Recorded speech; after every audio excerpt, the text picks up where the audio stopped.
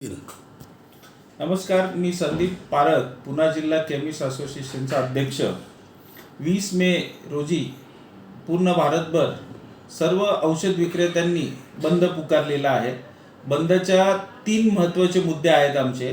त्याच्यामध्ये पहिला मुद्दा आहे की ऑनलाईन औषधं विक्री.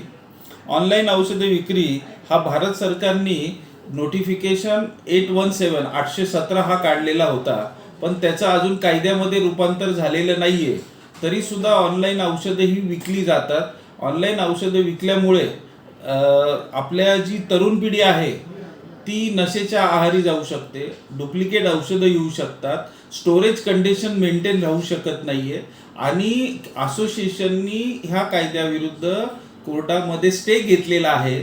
कायद्याने ऑनलाईन औषधं विकणं गुन्हा आहे, तरीसुद्धा याच्यावरती भारत सरकार काहीही दखल घेत नाही आहे.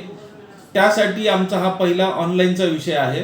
दुसरा मुद्दा आहे आमचा की डीप डिस्काउंटिंग. डीप डिस्काउंटिंग म्हणजे की आज भारत सरकारने मेडिकल स्टोअरला 16 ते 20% मार्जिन दिलेलं आहे, पण बऱ्याच ठिकाणी जे कॉर्पोरेट सेक्टर आहेत ते 20%, 30%, 40% डिस्काउंट देतात. ते स्वतःचं भाग भांडवल ते जाळतात आणि अननेसेसरी कॉम्पिटिशन तयार करतात. फ्युचरमध्ये मोनोपॉली क्रिएट करण्याचा त्यांचा मानस आहे. आणि कायद्याने जर का एखाद्या मेडिकल स्टोअरला 20% मार्जिन दिलेलं आहे, तर त्याच्यापेक्षा जास्त डिस्काउंट देऊन औषधं विकणं हे सुद्धा कायद्या तोडल्यासारखंच आहे. तरी सरकार याच्यावरती काही गंभीर दखल घेत नाहीये. आणि तिसरा मुद्दा आमचा असा आहे की करोना काळामध्ये भारत सरकारने होम डिलिव्हरीसाठी मान्यता दिली होती, पण त्यावेळेस कंडिशन आणि सिच्युएशन वेगळी होती. आमचं संघटनेचं असं म्हणणं आहे, भारत सरकारचं आणि FDA चं पण असं म्हणणं आहे की औषधाची विक्री जी आहे ती फार्मसिस्टच्या देखरेखीखाली व्हायला पाहिजे. जेव्हा कोणता पेशंट मेडिकल स्टोअरला येतो, त्याचा औषधाचा डोस काय द्यायचा, त्याचे साईड इफेक्ट काय, कधी घ्यायचं, काय घ्यायचं, ह्या सगळ्या गोष्टी प्रॉपर सांगितल्या जातात. आणि होम डिलिव्हरीनी ऑनलाईननी स्टोरेज कंडिशन मेंटेन होऊ शकत नाही. सगळ्यात महत्त्वाचा धोका आहे, आज भारतामध्ये 20% जास्त औषधं ही डुप्लिकेट मिळतात. त्याचं मेन कारण आहे की आज कोणत्याही राज्यातनं कुठूनही औषधं येतात ऑनलाईन मार्फत आणि ती डुप्लिकेट असू शकतात. त्याच्यासाठी आमचा 20 मेचा पूर्ण भारतभर 12,50,000 केमिस्टचा बंद आहे. याच्यामध्ये आमचं नागरिकांना कुठेही वेटीस धरण्यास आमचं धोरण नाही आहे. त्या दिवशी ज्यांनाही इमर्जन्सी औषधं हवी असतील तर असोसिएशनतर्फे त्यांना इमर्जन्सी नंबर दिले जातील. त्यांनी कॉन्टॅक्ट केलं तर त्यांना ती इमर्जन्सी औषधं भेटू शकतात. तर माझं सर्व केमिस्ट बंधूंना, सगळ्या नागरिकांना, केमिस्ट असोसिएशननी हा जो बंद पुकारलेला आहे त्याला सर्वांनी साथ द्यायची आहे. धन्यवाद. थँक्यू. अखिल भारतीय औषध संघटनेचे अध्यक्ष आदरणीय जगन्नाथजी उर्फ आप्पासाहेब शिंदे, त्याचबरोबर महाराष्ट्र राज्य केमिस्ट अँड ड्रगिस्ट असोसिएशनचे सचिव अनिल भाऊ Nawandar, chemist association of Pune डिस्ट्रिक्टचे अध्यक्ष संदीप पारेख, रोहित करपे, संजयजी शाह, संजय बिबवे, शशिकांत डांगी, या संघटनेचे PRO सचिनजी धोगा, त्याचबरोबर केमिस्ट असोसिएशन ऑफ पुणे डिस्ट्रिक्टचे सर्व कार्यकारिणी, आमच्या 20 मे जो हा 1 दिवसाचा बंद आहे, त्या बंदामध्ये केमिस्ट असोसिएशन ऑफ पुणे डिस्ट्रिक्टचे 15,000 केमिस्ट वेस्टर्न महाराष्ट्र पश्चिम विभागामधून जवळजवळ 30 ते 35,000 केमिस्ट या बंदामध्ये सामील होतील.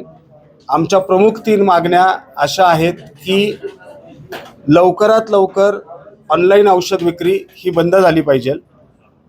कुठल्याही प्रकारचं प्रिस्क्रिप्शन व्हॅलिड नसतानाही ऑनलाईन औषध विक्रीला परमिशन नसताना ऑनलाईन औषध विक्री ती आजही भारतामध्ये होत आहे, ती पहिल्यांदा बंद झाली पाहिजे.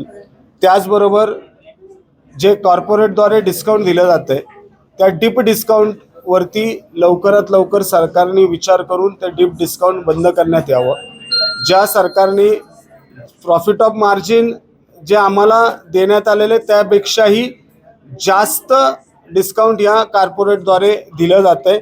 आणि तिसरं, बनावट जी औषधं आपल्या भारतामध्ये येत आहेत आणि त्याच्यामध्ये सामान्य नागरिक ते औषधं घेऊन अनेक सामान्य नागरिक भारतामध्ये त्या औषधामुळे मृत्युमुखी पडत आहेत. एक जिवंत उदाहरण आपण जर बघितलं असेल तर परराज्यामधून जे काही खोकल्याचं औषध आलं होतं तेही बनावट औषध होतं आणि ते ऑनलाईनद्वारे आलं होतं. तर अशा बनावट औषधं ऑनलाईन औषध विक्रीद्वारे भारतात येत आहेत.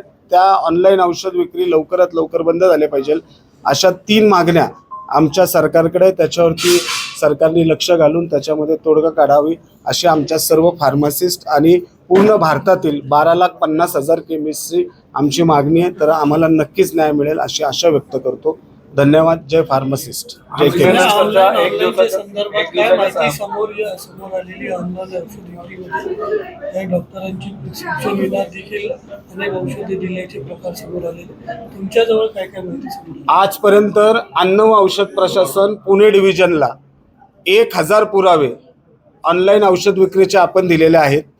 त्यांच्यावरती गुन्हे दाखल करून त्यांना अटक होणं अपेक्षित आहे. तर सरकार त्यांना स्टे देऊन त्यांना परत अन्न व ऑनलाईन औषध विक्रीला परवानगी देत आहे. 20 मेच्या संपानंतर पुढचा काय प्रॉब्लेम? ते आमचे राज्य संघटनेचे अध्यक्ष आदरणीय जगन्नाथजी उर्फ अप्पासाहेब शिंदे ते घेतील.